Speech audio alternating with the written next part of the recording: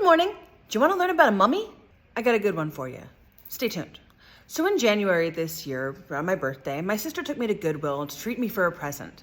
And I found this. It was just kind of a cool looking painting. I didn't know much about it. So I was like, sure, $10, why not?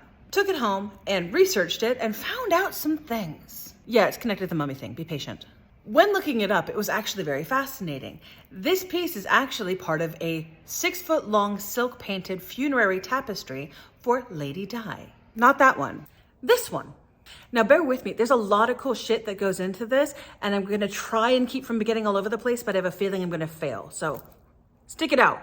To start it off, let's take it back to 1972, in the Muangdui area of the Hunan province in China.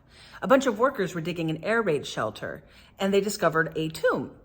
Realizing that they had found something important, they contacted the government, and they deployed like 1,500 students to excavate it.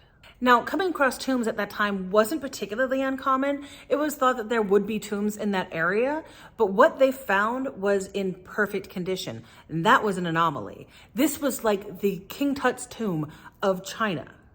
So who was in it? Lady Di, that one I pointed to earlier, her. There are actually 3 tombs. One was her husband, the Marquis of Di, and his tomb was fairly ransacked. There wasn't much in it except for some seals and some pottery. The other one was her son's. His tomb was semi-intact. His wasn't buried as deep as hers. There were some interesting finds in her son's tomb, but her tomb was definitely the one, the King Tut. These are 2,200-year-old tombs, all right? The Marquis of Di died in 186 BCE, and the Lady Di and her son died in 163 BCE, so just shy of 20 years later. The way their burial practice was upside-down pyramids into the soil, into the earth, with tons and tons of white clay and charcoal packed on top, and then like a log cabin at the bottom. And the log cabin had 4 rooms surrounding a coffin in the middle, each room packed to the gills with artifacts. One room was like a kitchen, so it had all this food for her to take with her to the afterlife. One room was her resting area, her chill out zone. It had her pipe, her cane, her chair, her makeup, her medicine. Another room was like a warehouse of rice and grain. There were over 1,000 robes. There were 182 small figurines representing servants and musicians and just people to entertain her and take care of her in the afterlife. These artifacts were perfect. These were untouched, unaged. But the most interesting part is Lady Di herself. Now, her coffin was nestled in the very middle, and it was like a nesting doll of coffins. There was hers in the middle and then 3 coffins outside of it, each coffin representing a different element of her travel to the afterlife. And then the coffin in the middle was silk, or covered in like a silk fabric. And on top of that was a 6-foot-long silk-painted tapestry, or banner. I'll get to the mummy in a minute, but can I just talk about this banner for a second? Because I have like a little representation of it. From an art history perspective, this banner is extremely significant. Art in China at the time was mostly abstract shapes, symbols, things like this. Setting scenes wasn't super common at the time. And this banner ain't nothing but scenes. The upper portion represents heaven. Below that, you have a segment showing Lady Di in her life with her servants. Below that, you have a scene of mourning. And that was one of the earliest times of seeing perspective in Chinese paintings. You had larger items in the front, smaller items in the back. You had mourners in the front and her body draped in a robe behind them. And then below that was the underworld. So nothing but scenes. Absolutely cool, gorgeous, love it. The tapestry also features the earliest, if not the first, use of a portrait in Chinese art. The image of her with her servants. That wasn't done before. So all of that, really fascinating. I just think that's really, really cool. As far as I know, Lady Di as a person didn't do much to warrant like such extra care. I think she was tremendously wealthy. I know that she lived a life of luxury. She was pretty sedentary. She loved food.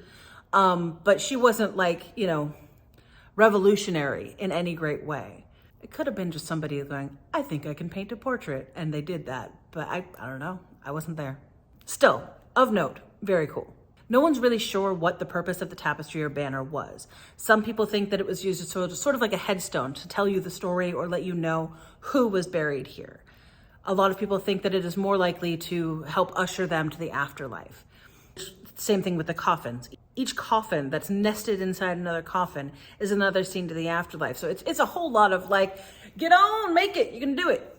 Knowing how ancient this tomb is and how old these artifacts are, when they find the coffin, they're expecting bones, a properly dead person. So they open the coffin and they come face to face with a perfectly preserved Lady Di. Now, once oxygen hit her, she started to rot. And boy, she's scary looking. Think like the fat lady from Scary Stories to Tell in the Dark, just deeply unsettling.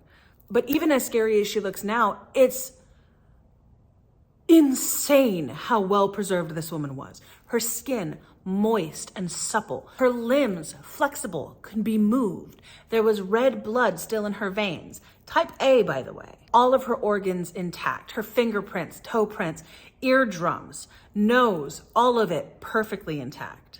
They were able to do an autopsy on her as if she were a freshly dead corpse.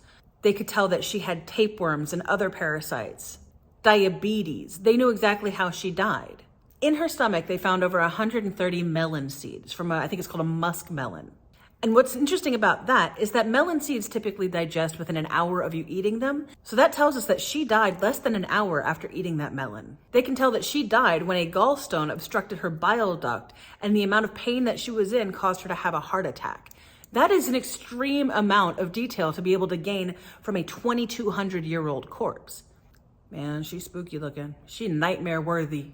But Lady Di, absolutely fascinating. They call her the diva corpse because she was so tremendously well preserved and obviously lived a life of luxury. Now, they don't know how she became so well preserved. Like I said, this noble burial with the upside down pyramids was not uncommon.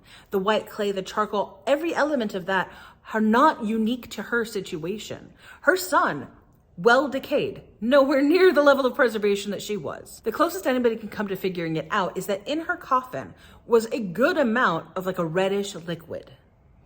Nobody knows what that liquid is.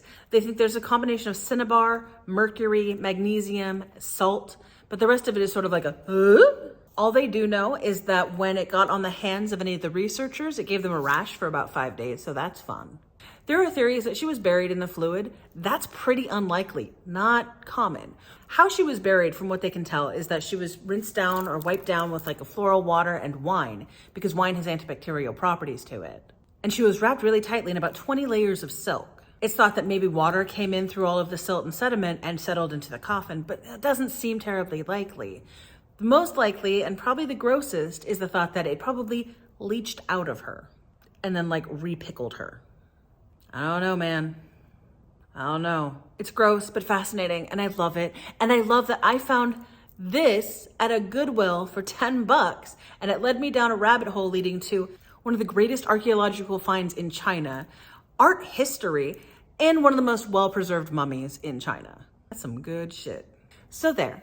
I learned something. You learned something. I hope you have a beautiful day, and I love your face.